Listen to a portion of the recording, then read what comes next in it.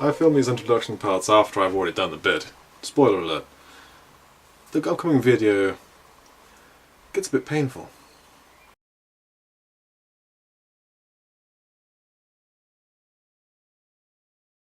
Okay, first thing we need to do is work out all of our electronics. So coming into the saucer section, we're going to have all of these positive terminals.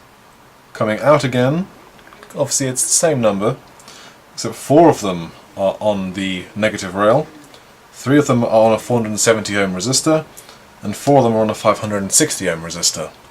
So naturally we need to fit all these different things onto a nice compact piece of PCB that we can glue into the saucer section.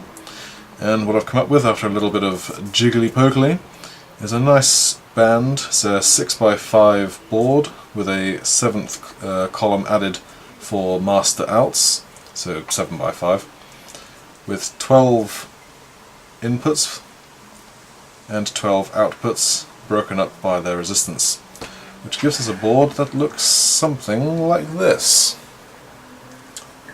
Nice bit of, what is that? It's like a quarter of the size. Brilliant. Let's get to soldering. One thing that's incredibly important to figure out is how long the master cables need to be coming out of the saucer section and going into the engineering hull. Because there's no way to access these spade connectors once I've connected this whole thing together, because it'll be completely sealed at that point.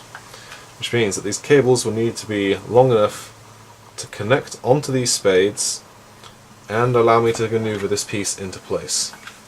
So, grabbing my red wire, coming from the spade, needs to come up to there, and I want there to be a nice amount of slack, so I'm going to add the distance from here to the spade again, which should give us a nice long piece of cable. Doesn't matter if it's too long, because it'll all be hidden inside the internal section. I'm not too worried about internal shadows, because it should just be thin pieces of wire.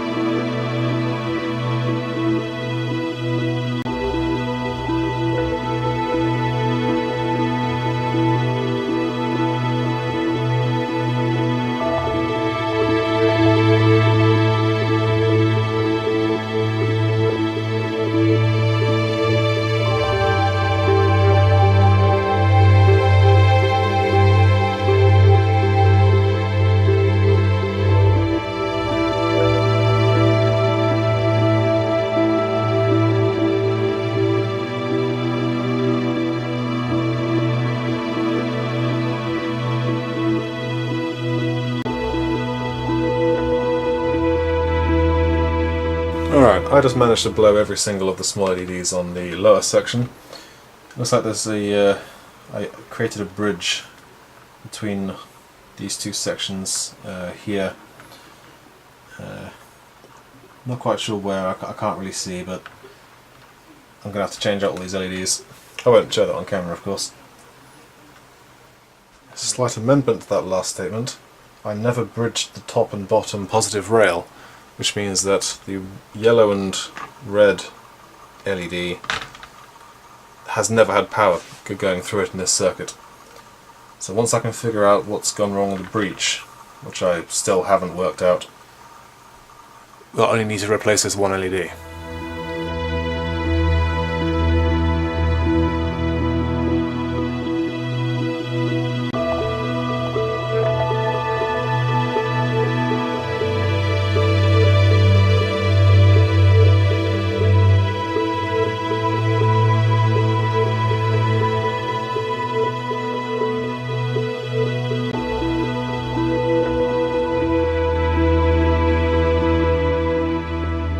The first thing we need to do is create a piece of PCB that will allow us to assemble all of the LEDs into that single circuit.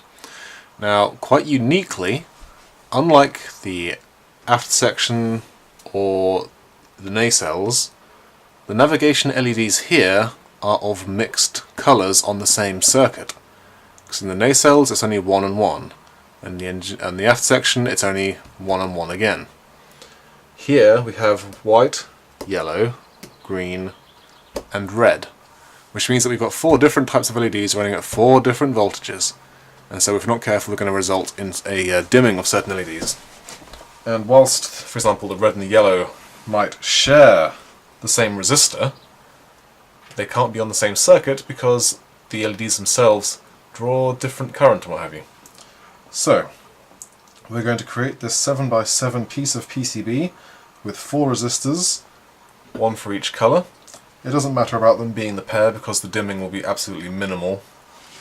And we're going to have ourselves 2 560s and 2 470s, and then everything else just runs as normal.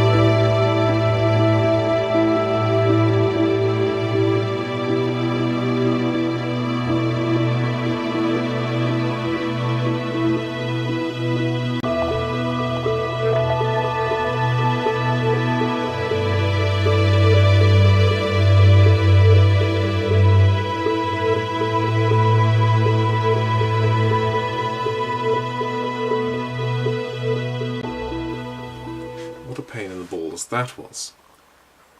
Thankfully, with all this party preparation I'm going to be doing, I have an excuse to take a break from the project. My soldering iron's got crap on it, so I'm going to have to clean that off. I'll worry about connecting the top section to the middle piece and blah blah blah. Holy crap. Until then, I'm Raven, and that's all from the desk.